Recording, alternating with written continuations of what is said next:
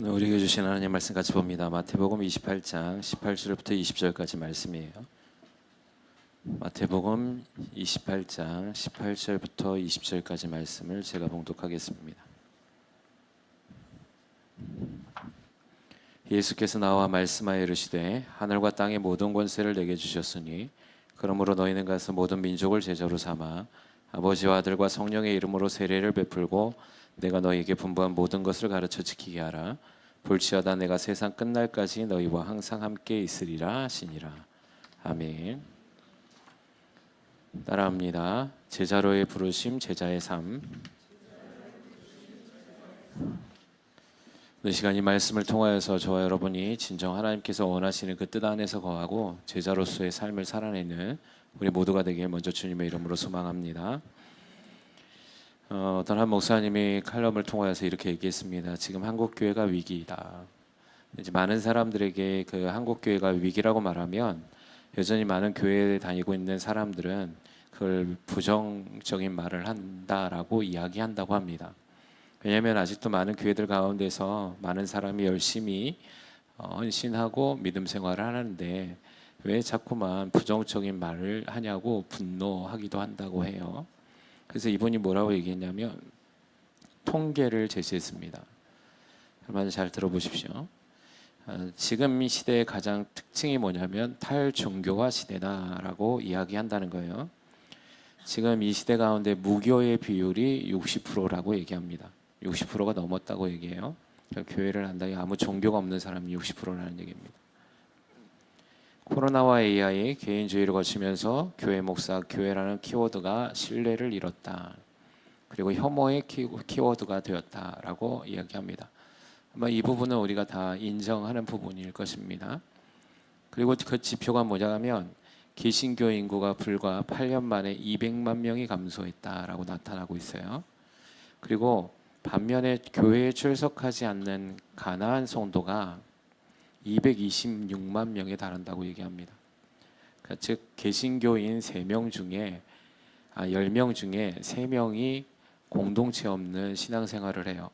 30%가. 근데 그 사람 수까지 포함되어져 있는 수인데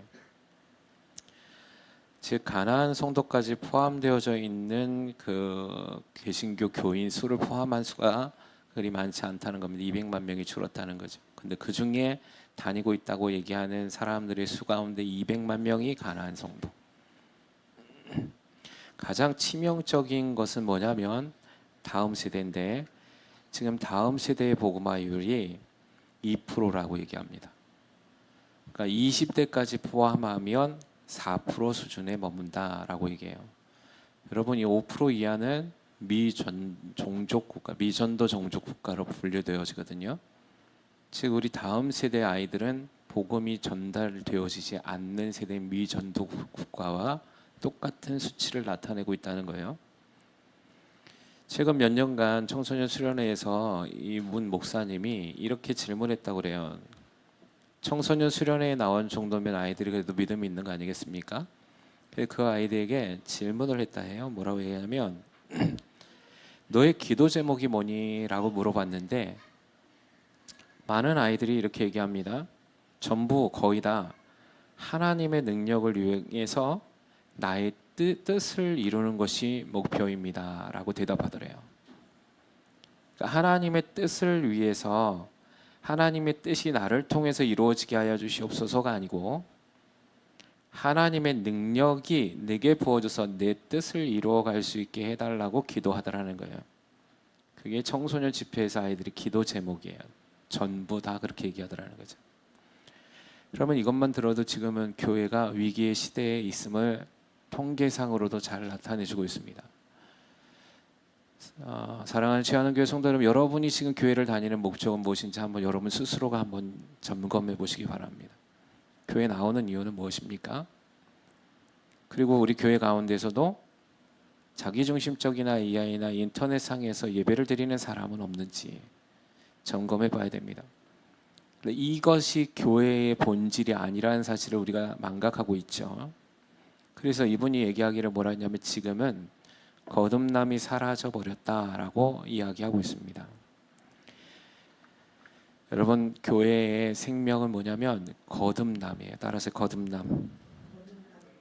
그 다음에 교회가 무엇을 해내야 되냐면 재생산이 이루어져야 하는 곳이 교회입니다. 재생산이 무엇입니까? 우리의 삶이 바뀌어져야 된다는 것이죠. 바뀌어져서 내가 옛 모습으로 살아가는 게 아니라 변화된 삶으로 살아내는 것을 재생산이다라고 얘기하는 거예요.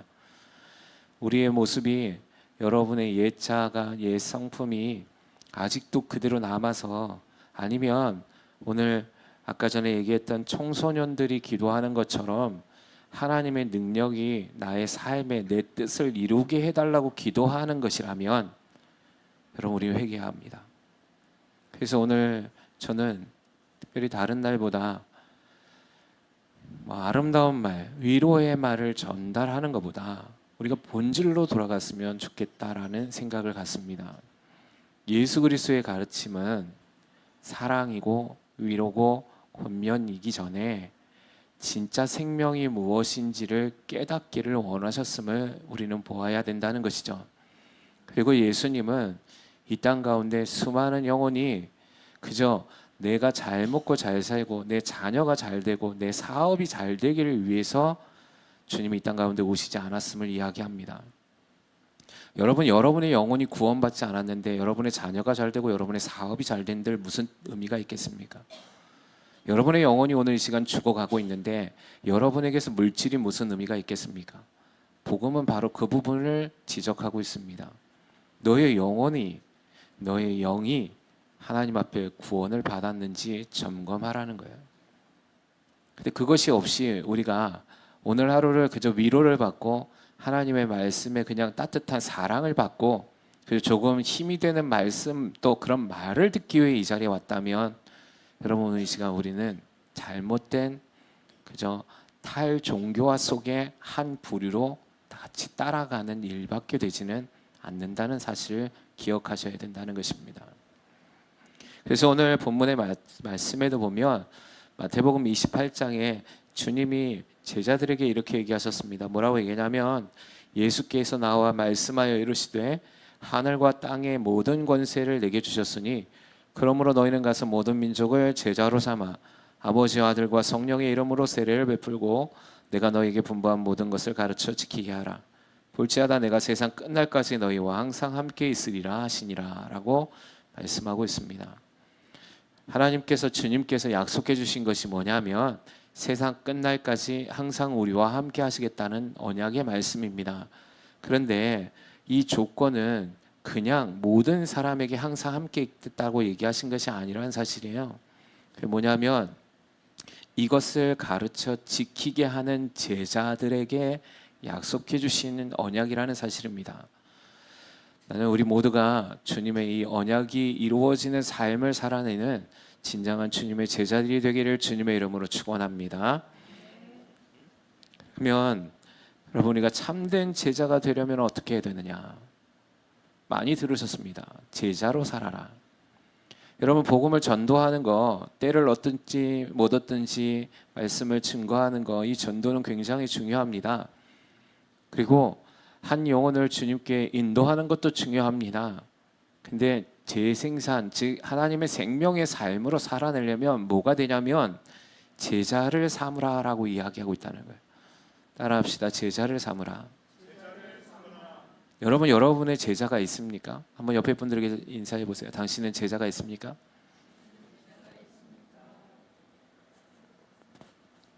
다시 인사해 보세요. 질문해 보세요. 당신은 믿음의 제자가 있습니까? 자, 있으신 분 한번 손 들어보세요. 나는 지금 믿음의 제자가 있다. 없어요? 한 명도 없어? 큰일 났구만. 아니, 손을 들어보시라니까요. 여러분, 이거 없으면 여러분, 우리 믿음 생활 잘못한 거예요. 성경은 전도하라는 것 물론 맞습니다. 근데 오늘 본문의 말씀에 보시면 뭐라고 하냐면 모든 민족을 제자로 삼아라 라고 얘기한 거예요. 나는 우리 교회가 제자를 삼기를 주님의 이름으로 소망합니다. 여러분, 이게 안 되면 교회가 교회로서의 본질을 잃어버린 거예요. 생명이 없다고. 여러분요, 우리는 생명 안에 살아가야 합니다. 할렐루야. 주님은 생명으로 우리를 부르셨잖아요. 아멘이십니까? 예. 여러분이 이 자리에 와 앉아 있는 건 누군가의 헌신과 희생 가운데 앉아 있다고요. 그러면 여러분이 믿음의 제자, 여러분 무리입니까 제자입니까? 다시 한번 인사해 볼까요? 당신은 무리입니까 제자입니까? 네, 그러면 일단 이 부분에 있어서 한번 점검해 봅시다. 나는 제자다. 손 들어 보세요.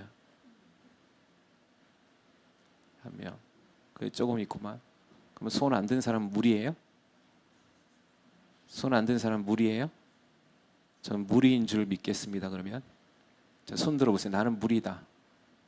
뭔데 그러면 손 안 든 건 제자도 아니고 무리도 아니고 뭔데 그러면? 응? 그 경계선에 있는 것 같습니까? 확실히 소속을 분명히 하길 주님의 이름으로 소망합니다. 여러분 우린 무리가 되어서는 안 됩니다. 아무도 무리가 되어서는 안 됩니다.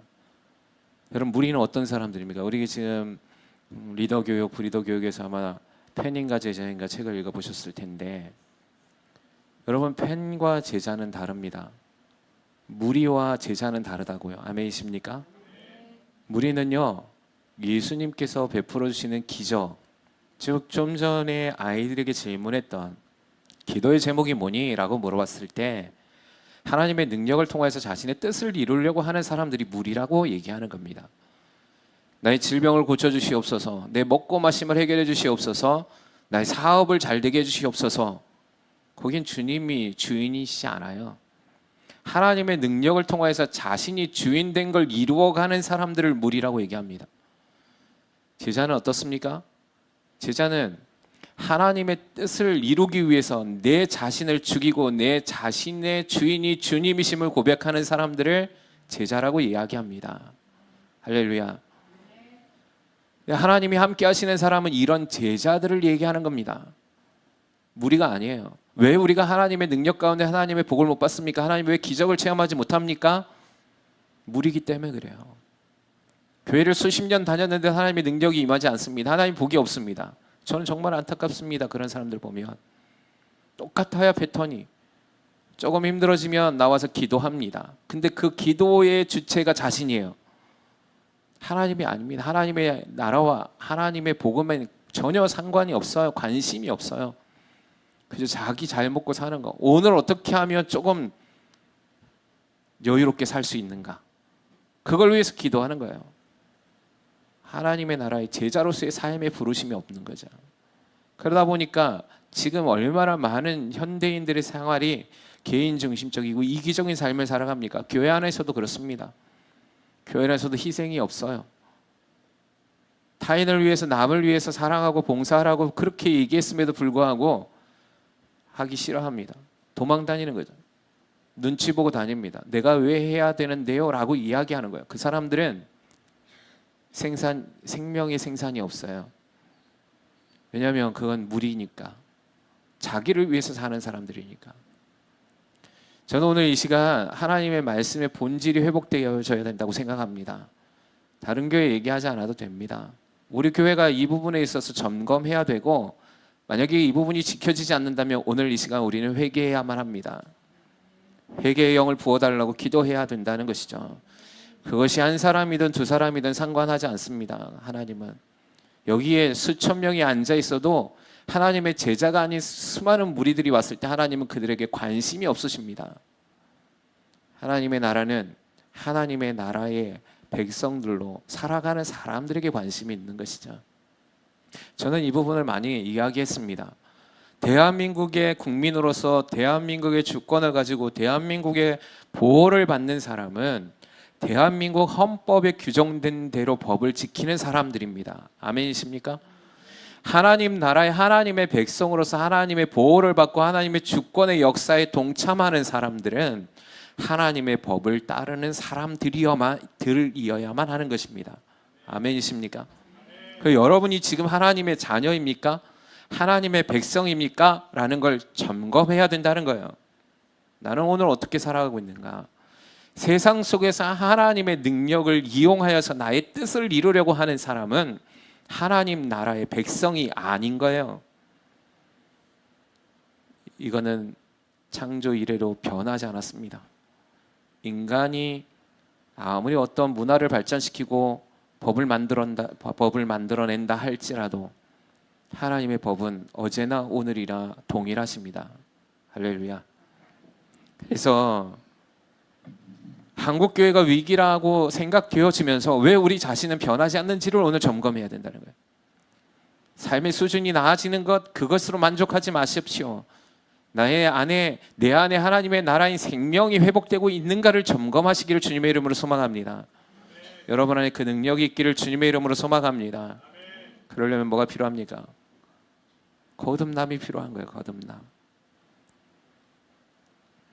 요한복음 3장에 니고데모라는 한 사람이 찾아옵니다. 이 사람은 바리새인이에요. 그리고 유대인의 지도자였습니다. 이렇게 얘기합니다. 바리새인 중에 니고데모라는 사람이 있으니 유대인의 지도자라. 그가 밤에 예수께 와서 이르되 라비여, 우리가 당신 하나님께로부터 오신 선생인 줄을 아나이다. 하나님이 함께 하시지 아니하면 당신이 행하시는 이 표적을 아무도 할 수 없음이니이다.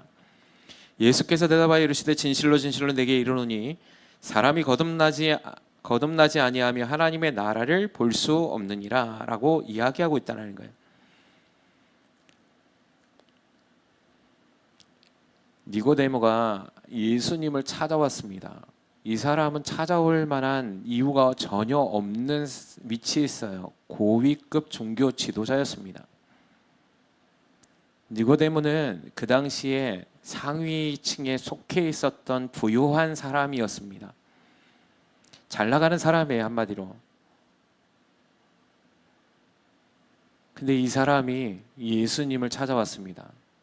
이 사람이 예수님께 찾아와서 무엇을 물어봤냐면, 예수님 당신은 하나님께로 오신 선생님인 줄을 압니다 라고 이야기합니다.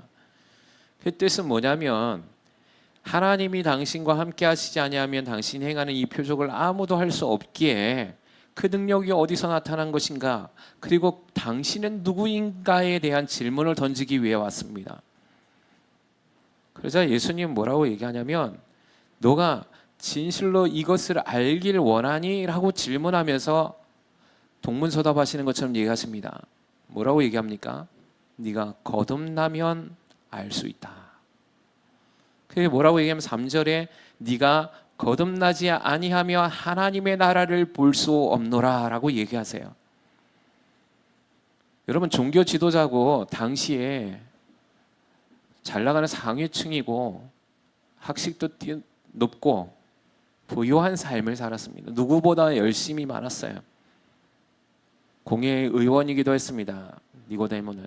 그러니까 한마디로 뭐냐면, 종교적 열심과 종교적인 지식과 종교적인 하나님의 말씀 가운데는 내놓으라 하는 사람이었다는 겁니다.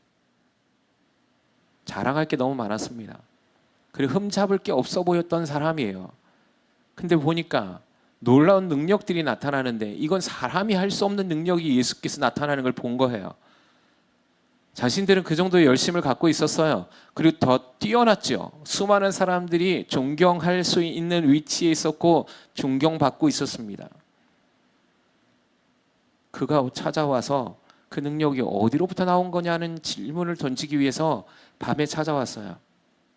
밤에 찾아온 건 자신의 신분이, 그 당시에 예수는 불쌍하고 죄인들과 없는 자들과 소외된 자들, 죄인들과 함께 한다는 소문이 있었기 때문에 바리새인들과 서기관들이 대제사장들이 예수를 불편해했죠. 싫어했습니다. 그 위치에 같이 소속되어 있었기 때문에 눈치 보고 저녁에 찾아온 겁니다. 만나고 싶었거든요. 그럼에도 이 사람은 다른 사람과 좀 달랐던 건 마음이 열려있는 사람이었습니다. 어쨌든 예수님께 찾아와서 그가 질문했던 거, 어떻게 하면 거듭날 수 있겠습니까? 라는 질문을 한 게 아니에요. 왜냐하면 자신은 구원받을 거라고 생각했기 때문이에요. 근데 예수님은 그에게 뭐라고 얘기하셨냐면, 거듭남에 대해서 얘기하십니다. 헬라어의 이 거듭나다라는 뜻은 위로부터, 처음부터, 다시, 새롭게라는 뜻이에요. 거듭나다라는 게 뭐냐면, 너는 다시 새롭게 되어져야 돼. 다시 처음부터 시작하는 삶이 되어져야 돼라는 뜻이에요. 그러자 이 니고데모가 이 얘기를 듣고 뭐라고 얘기하냐면 이렇게 얘기합니다. 4절에 니고데모가 이르되 사람이 늙으면 어떻게 날 수 있사옵나이까? 두 번째 모티에 들어갔다가 날 수 있겠사옵나이까? 라고 질문합니다. 자, 너희 인생은 처음부터 다시 살아야 돼 라고 얘기하니까 당연히 니고데모는 이 말의 뜻이 무엇인지 못 알아들었습니다. 그럼 어떻게 해야 됩니까? 그럼 다시 태어나야 됩니까? 아니면 다시 두 번째 모태에 들어갔다 다시 태어나야 됩니까? 라고 얘기한 거예요. 육으로 반응합니다. 육으로. 주님은 영으로 말씀하신 거거든요. 근데 여러분, 우리가 잘 알고 있듯이 육과 영은 분리된 개념이 아닙니다. 아멘이십니까? 육과 영은 하나의 개념입니다. 영이 혼을 다스리고 혼이 육을 다스려야 되는 개념이죠. 그래서 주님이 말씀하신 건 영이 거듭나면 혼과 육이 따라가게 되고 새로워진다는 걸 얘기하고 계시는 겁니다. 니고데모는 지금 뭐가 안 됐냐면 자신들이 갖고 있는 감정, 의지, 지식으로 육을 통치하는, 즉 율법의 행위로 구원을 받을 수 있을 거라는 생각을 가지고 있는 거예요. 영의 세계를 전혀 모르는 무지한 상태에 있어서 자신들은 율법을 지킴을 통하여서 많은 선한 행실을 통하여서 하나님의 계명을 지키는 것으로 구원을 받았다라고 생각한 거예요. 특별히 무엇이냐면 아브라함의 씨, 즉 아브라함의 자손은 당연히 구원받는다라는 개념을 갖고 살았어요. 주님 뭐라고 얘기하냐면 너가 아브라함의 후손이고 이스라엘인이기 때문에 유대인이기 때문에 구원받는 게 아니야 라고 얘기한 거예요. 여러분 성경에 뭐라고 얘기하냐면 이스라엘 사람들 가운데 많은 사람들이 구원을 받지 못한다라고 기록하고 있습니다. 유대인들 가운데 선택받은 사람들만이 구원을 받을 것이다 라고 이야기하고 있습니다. 선택받은 사람들이 누구겠습니까? 로마서에 바울은 그 얘기를 정확하게 하고 있거든요. 육의 후손이 아니라 영의 자손인 아브라함의 씨가 되어야만 된다라고 이야기하고 있는 거예요. 자, 오늘 이 시간 중요한 말씀을 전해드리는데 우리가 하나님의 제자가 되기 위해서는 거듭나지 아니하면 하나님의 제자가 될 수 없어요. 거듭난다는 건 뭡니까? 내가 다시 태어나야 되는 거예요. 여러분의 삶이 바뀌어져야 되는 거예요. 변화되어지는 게 아니에요. 죽어야 된다고요. 따라해서 죽어야 된다. 그리고 다시 태어나야 된다. 변화되는 건 뭐냐? 내가 내 인생의 글을 백지에다가 엄청나게 써놓고 그 부분을 일부분을 지우고 다시 쓰는 걸 변화라고 얘기합니다. 그러나 하나님은 변화되라고 얘기하는 것이 아니라 너가 다시 써야 된다는 거야. 즉 내 인생의 백지에 글 써 있는 것 자체가 없는 새로운 종이에 글을 써나가라고 얘기하는 거야. 이걸 거듭난다라고 얘기한 거야. 할렐루야. 여러분의 인생에 어떠한 기억이, 어떠한 의지가, 어떠한 감정이, 어떠한 지식이 들어가 있든지 그걸 다 지워내라는 거예요. 없애라는 거죠. 오직 무엇으로? 오직 예수님의 계획, 예수님의 뜻, 예수님의 말씀만을 새롭게 써나가라. 그런 자들에게 무엇이 임하느냐? 하나님의 나라를 볼 수 있게 되어진다라고 이야기하는 겁니다. 할렐루야. 하나님의 나라를 보기 원하십니까? 그러면 여러분 우리가 거듭나야 되는 거예요. 위로부터 오는 능력으로 새롭게 출발하는 거예요. 맨날 새롭게 기도를 수백 번, 수천 번 받았는데 변화되지 않습니다. 우리 교회만큼 기도 많이 받은 교회가 어디 있겠노? 날마다 와서 기도 받습니다. 근데 안 변화됩니다. 끝까지 안 변합니다. 왜 안 변합니까? 거듭나지 않는 거죠. 그러면서 와서 늘 얘기합니다. 하나님이 이 문제를 해결하게 해달라고 기도해요. 그래서 그 기도 부탁하러 옵니다. 여러분 일시적으로 그 능력이 나타나서 여러분 치유받고 여러분의 뜻이 이루어진다 한들 여러분의 영생에, 여러분의 생명에 무리로 살아가면 그게 무슨 뜻이 있겠습니까? 무슨 의미가 있겠습니까? 여러분의 삶이 오늘 이후로 거듭나는 삶이 되기를 주님의 이름으로 축원합니다. 옆에 분들 인사하세요. 거듭나는 삶으로 다시 태어납시다.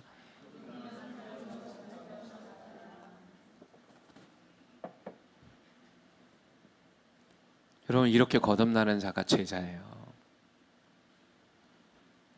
내 뜻을 이루는 게 아니라고, 내 감정을 소모하는 게 아니라고, 주님의 뜻을 위해서 내 감정을 절제할 줄 아는 거예요. 쓸데없이 감정 에너지 소모하는 게 아니라고. 내 육신의 일을 도모하기 위해서 에너지를 낭비하는 게 아니라고요. 하나님의 나라에 관심이 없는데.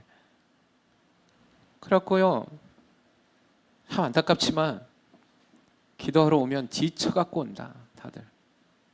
얼마나 자기 삶을 먹고 마시는 일을 위해서는 에너지 소모를 얼마나 하고 왔는지 지쳐갖고 온다. 하나님의 나라에는 전혀 에너지 소모가 없는데 그게 무슨 유익이냐는 거예요. 우리가. 그렇다고 여러분 보고 그냥 막무가내로 아무것도 일하지 말고 노력하지 말라는 얘기가 아닙니다. 여러분의 삶에서 여러분이 오늘 하루를 살아가는 데 있어서 여러분의 직장도, 여러분의 자녀도, 여러분의 사업도 하나님 나라를 위해서 열심으로 살아내라고 얘기하는 겁니다. 할렐루야. 그게 거듭난 사람이 소망하는 거예요. 내가 왜 직장 생활합니까? 내가 왜 잘 되어야 합니까? 왜 우리 아이들이 성적이 좋아야 합니까? 왜 우리 아이가 성공해야 합니까? 거기에 목적이 뭐냐는 거예요. 주님의 나라를 위한 겁니까? 그럼 여러분 제자로서의 삶을 살아내실 수 있습니다. 아니고 그것이 그저 그냥 우리 가족, 내 새끼, 내 사업 거기에 있다면 여러분 응답이 없어요. 여러분 목적이 분명해야 돼. 하나님 그걸 너무 잘 알고 계시거든요. 여러분의 동기를 보신단 말이에요. 마음의 동기를. 그런 사람들은 입술로 고백되어집니다. 어떻게? 내 삶의 주인은 주님이십니다. 내 감정의 주인은 주님이십니다. 내 물질의 주인은 주님이십니다 라고 고백하는 사람들이 된다는 거예요. 할렐루야. 그냥 말로만 고백하는 게 아니라 실제적으로 행동으로 삶에서 나타내면서 살아가더라는 거예요. 그런 사람들에게서의 모든 선택의 우선은 하나님 나라. 모든 우선은 하나님의 복음이에요. 그런 삶이 안 되니까 제자가 없는 거예요. 여러분이 여러분의 삶을 위해서 살아가는데 많은 사람들이 여러분의 삶을 보고 저 사람은 진짜 기독교이네, 예수 믿는 사람이네, 나도 그렇게 살아야지 안 느껴지는 거죠. 저 사람이처럼 살 거라면 내가 왜 예수를 믿어야 되지? 여러분 한번 점검해 봅시다. 여러분 우리 교회 여기 지금 많은 사람들이 있는데 손을 들지 않아도 됩니다. 한번 점검해 보십시오. 여러분들이 진짜 이 사람의 믿음을 따라서 본받고 싶은 사람이 한 사람이라도 있습니까? 담임 목사 사무 제외하고 성도들께서 한번 찾아보십시오. 이 정도의 믿음을 갖고 있는 저 집사님을 좀 닮아했습니다.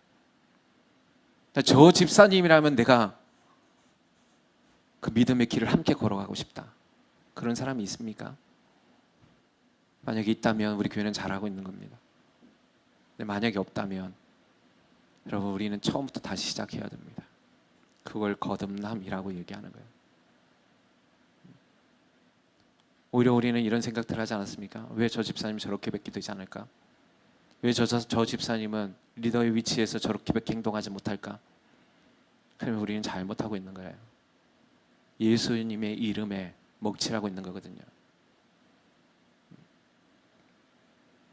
여러분 스스로가 한번 점검해 보십시오. 우리 교회가 행복한 교회입니까? 생명 있는 교회입니까?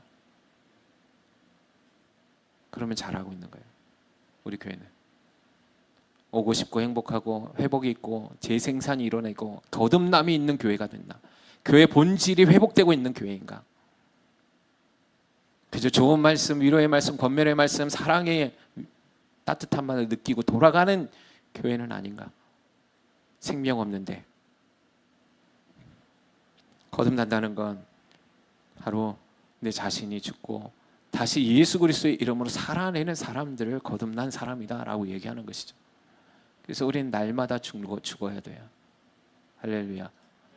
왜냐하면 날마다 거듭나야 되거든요. 나는 오늘도 죽는 거예요. 그리고 또 오늘을 새롭게 태어나는 것입니다. 여러분의 인생이 어제와 오늘이 똑같은 삶이 되어지지 않길 주님의 이름으로 소망합니다. 어제보단 오늘이, 오늘보단 내일의 삶이 믿음으로 살아내셔야 돼요. 반복되고 학습되어지고 습관화되어진 죄성을 버리기를 주님의 이름으로 소망합니다. 깨어있길 주님의 이름으로 소망합니다. 두 번째는 어떻게 해야 되냐? 제자로서의 삶은 따라합니다. 성령으로 충만해야 한다. 누가복음에 보면 세례 요한에 대해서 이렇게 얘기합니다. 이는 그가 주 앞에서 큰 자가 되며 포도주나 독한 술을 마시지 아니하며 모태로부터 성령의 충만함을 받아 이스라엘 자손을 주 곧 그들의 하나님께로 많이 돌아오게 하겠습니다. 자, 세례 요한이 태어나기 전부터 모태로부터 뭘 받냐면 성령 충만함을 받는다라고 얘기합니다. 저는 정말 복된 사람이죠. 아멘이십니까? 근데 이 성령 충만함을 받으니까 어떤 일을 하느냐? 성경은 명확합니다. 이 사람이 거부가 되었더라. 이 사람이 사회의 성공자가 되었더라. 이 사람이 부유한 자가 됐다. 명예로운 자가 됐다. 사람들로부터 존경받는 자가 됐다라고 얘기하잖아요. 이 사람이 성령 충만 받아야 하는 이유는 16절을 기록하고 있습니다. 이스라엘 자손을 주 곧 그들의 하나님께로 많이 돌아오게 하겠습니다. 할렐루야. 여러분, 성령 충만 받아야 하는 이유는 여기 있습니다. 제자를 만드는 거예요. 성령 충만 받지 않고 제자를 만들 수 없거든요.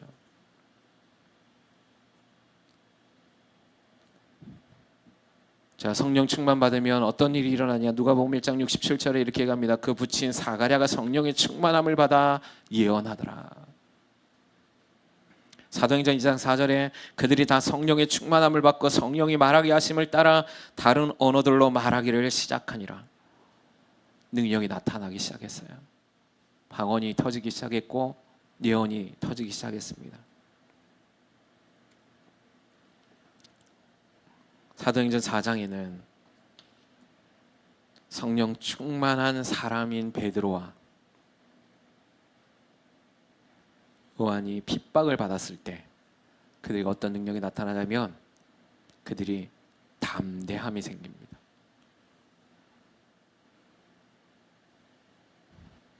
13절 4장 13절에 이렇게 갑니다. 그들이 베드로와 요한이 담대하게 말함을 보고 그들을 본래 학문 없는 범인으로 알았다가 이상히 여기며 또 전에 예수와 함께 있던 줄도 알고. 그리고 이렇게 얘기합니다. 공회가 협박합니다. 다시는 예수의 얘기를 하지 말아라. 그러자 이 두 사람이 이렇게 얘기합니다. 베드로와 요한이 대답하여 이르되 하나님 앞에서 너희의 말을 듣는 것이 하나님의 말씀을 듣는 것보다 옳은가 판단하라. 우리는 보고 들은 것을 말하지 아니할 수 없다 하니. 할렐루야. 여러분, 성령 충만해야 제자로서의 능력이 나타납니다. 여러분, 성령 충만 받아야 하나님 주시는 그 권세, 권능이 임합니다. 그래야 우리가 하나님의 나라의 표적과 기적을 만들어내는 교회가 될 수 있습니다. 여러분, 제자로서의 삶으로 우리를 부르셨음을 믿으시기 바랍니다. 여러분, 그렇기 때문에 바울은 뭐라고 얘기하냐면 이렇게 얘기한 거예요. 고린도후서에 우리가 이 직분이 비방을 받지 않게 하려고 무엇이든지 아무에게도 거리끼지 않게 하고 오직 모든 일에 하나님의 일꾼으로 자처하여 많이 견디는 것과 환난과 궁핍과 고난과 매맞음과 갇힘과 난동과 수고로움과 자지 못함과 먹지 못함과 가운데서도 깨끗함과 지식과 오래 참음과 자비와 성령의 감화와 거짓이 없는 사랑과 진리의 말씀과 하나님의 능력으로 의의 무기를 좌우에 가지고 영광과 욕됨으로 그러했으며 악한 이름과 아름다운 이름으로 그러했느니라. 우리는 속이는 자 같으나 참되고. 할렐루야. 바울이 어떻게 이런 능력들이 나타났습니까? 어떤 이런 핍박을 받으면서도 이들은 기뻐할 수 있었습니까? 우리가 우리의 삶에서의 문제, 내가 만들어낸 문제 가운데서도 퍽퍽 쓰러지면서 근심합니다. 기뻐하지 않습니다. 근데 이는 복음을 위해서 매를 맞고 환난을 당하고 궁핍 가운데 처하고 고난도 받고 매 맞고 갇히고 수고로움과 자지 못함 가운데 있었음에도 불구하고 이들은 이것을 담대함으로 기뻐할 수 있었다라고 얘기하는 거죠. 이런 사람을 세상이 감당하지 못하는 거죠. 주님이 이 땅 가운데 십자가에 죽으심은 제가 수요 예배 때도 말씀했습니다. 그저 고작 우리 아이들 잘 되게 하고 우리 가족 잘 먹게 하기 위해서 주님이 이 땅 가운데 오셔서 십자가에서 죽으신 게 아니라고요.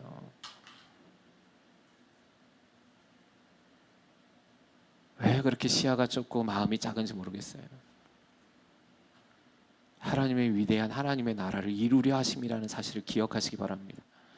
그러면 저와 여러분을 십자가에서 구원받고 선택하시는 이유는 그저 고장 내 잘 되고 내 새끼 잘 되고 내 사업 잘 되라고 부르신 게 아니라고요. 하나님의 나라를 이루려 하심이라고 말씀하고 있는 거예요. 제자를 삼기 위함이다. 그게 교회의 생명이요, 그것이 교회의 본질이에요. 우리가 장차 어디 갑니까? 우리 장차 어디 갑니까? 하나님 나라에 들어갈 겁니다. 믿으십니까? 그럼 여러분은 제자입니까? 하나님 나라에 들어가 합법적 구속 요건을 갖추고 계십니까? 나를 위해 살진 않았습니까? 한 번도 복음을 전해본 적 없지 않습니까? 단 한 사람도 제자를 만들어내지 못한 삶은 아닙니까? 어찌 우리가 하나님의 합법적인 나라의 백성이라 얘기할 수 있겠습니까?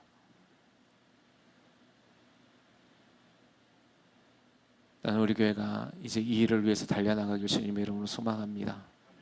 단 한 사람도 예외의 마음 없이, 단 한 명도 자기를 위해 사는 사람 없이 오직 예수를 위해 살아갑시다. 오직 예수를 위해 나아갑시다. 오직 예수님을 위해 살아갑시다. 그것이 우리를 부르신 주님의 뜻이요, 교회의 본질이요, 생명이라는 사실. 바울은 이렇게 얘기합니다. 무명한 자 같으나 유명한 자요, 죽은 자 같으나 보라 우리가 살아있고, 징계를 받은 자 같으나 죽임을 당하지 아니하고, 근심하는 자 같으나 항상 기뻐하고, 가난한 자 같으나 많은 사람을 부요하게 하고, 아무것도 없는 자 같으나 모든 것을 가진 자로다. 할렐루야. 이 믿음이 여러분의 고백되길 주님의 이름으로 소망합니다. 그래서 진짜 제자는, 거듭나고 성령 충만 받은 사람은 이 땅에서의 유명한 것을 소망하지 않습니다. 이 땅 가운데서 부요함을 소망하지 않습니다. 이 땅 가운데서 아무것도 없어도 기뻐하는 사람들, 가난하도 그것이 부요해질 거라는 걸 믿고 가난을 기뻐하는 것이, 근심하는 것, 그 근심이 주님 안에서 기쁨이 될 거라는 걸 믿음으로 믿고 나아가는 것. 우리가 이 땅 가운데 무명한 자 같으나 하나님 나라의 유명한 자가 됨을 믿으며 달려나가는 것. 스타가 되길 원하십니까? 하나님 나라의 스타가 되십시오. 하나님 나라에서 여러분의 이름이 수백만, 수천만의 이름 가운데 사람들에게 불리워지는 이름이 되시기를 소망하십시오. 그래 가장 중요한 예수께서 내 이름을 불러주기를 소망하십시오. 그것이 우리를 살게 하는 능력임을 믿으시고, 오직 예수님만을 위해 살아가고 예수님만을 위해 달려나가는 우리 교회가 되어져서 참 생명, 참 신앙, 참 믿음으로 이 어두운 세상 가운데, 죄악된 세상 가운데 하나님의 빛을 증거하는, 치유하는 교회, 저와 여러분의 삶이 되어지기를 주님의 이름으로 축원합니다.